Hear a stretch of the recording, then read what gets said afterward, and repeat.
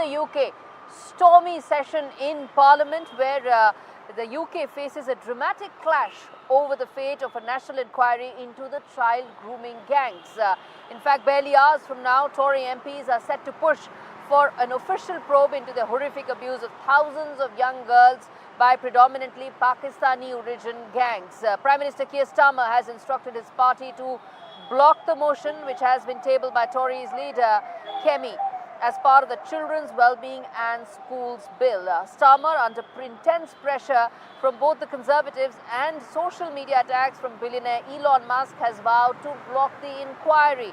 Meanwhile, Shadow Home Secretary Chris Philip has termed Starmer's refusal a moral cowardice, saying it risks perpetuating a cover-up. But the UK government maintains that more investigations are unnecessary, with Home Secretary announcing new legislation to protect children. As tensions rise, today's vote could have profound implications for both child protection and the political landscape in the UK, as MPs face an agonizing choice between protecting vulnerable children and loyalty.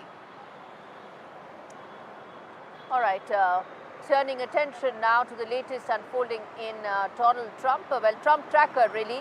US President-elect Donald Trump has escalated his expansionist rhetoric, but he has said that he will not rule out using any military coercion to take control of either Greenland or the Panama Canal. Trump has issued threats against several US partners. On Tuesday, he floated using economic force to actually annex Canada, though officials in those nations have staunchly pushed back, including Conservative Party leader Pierre Poilievre. He also proposed renaming the Gulf of Mexico as, well, guess what? Gulf of America.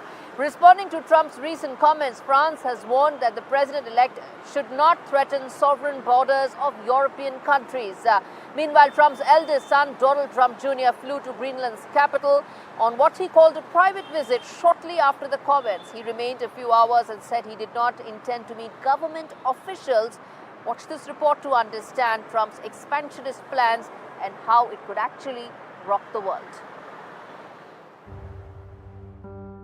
This is not the new map of the United States. This is another instance of Donald Trump hinting that Canada could be taken into US territory.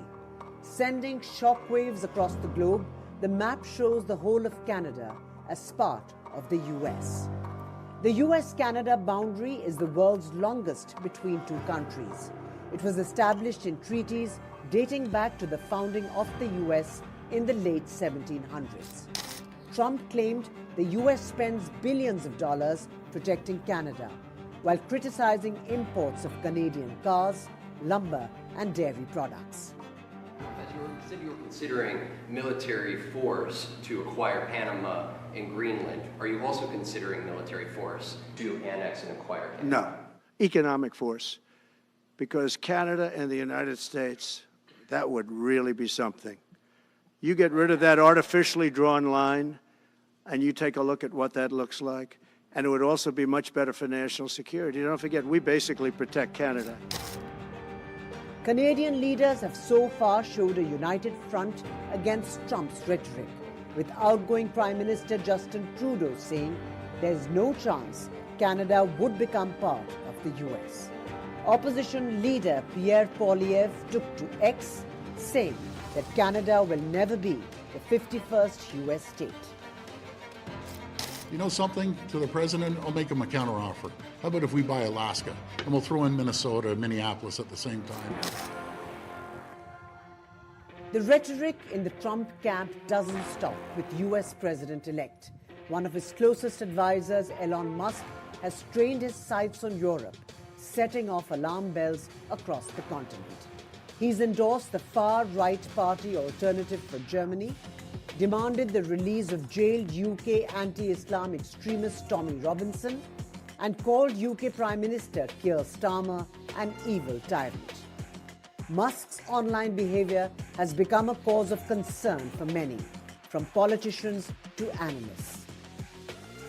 He's clearly started to use that platform a bit like, an old-style newspaper mogul would in days of old, increasingly started to assemble a group of different right-wing influencers, many of them with large followings, and presenting their evidence as a basis for his interventions into European politics, whether it's Germany. These recent statements from the Trump team have ruffled many feathers and created a lot of anxiety. Trump seems to also have his eyes on Greenland and the Panama Canal. All eyes now on the 78-year-old to what steps he would take to fulfill his extraordinary promises. With Vishal Vivek, Bureau Report, NDTV.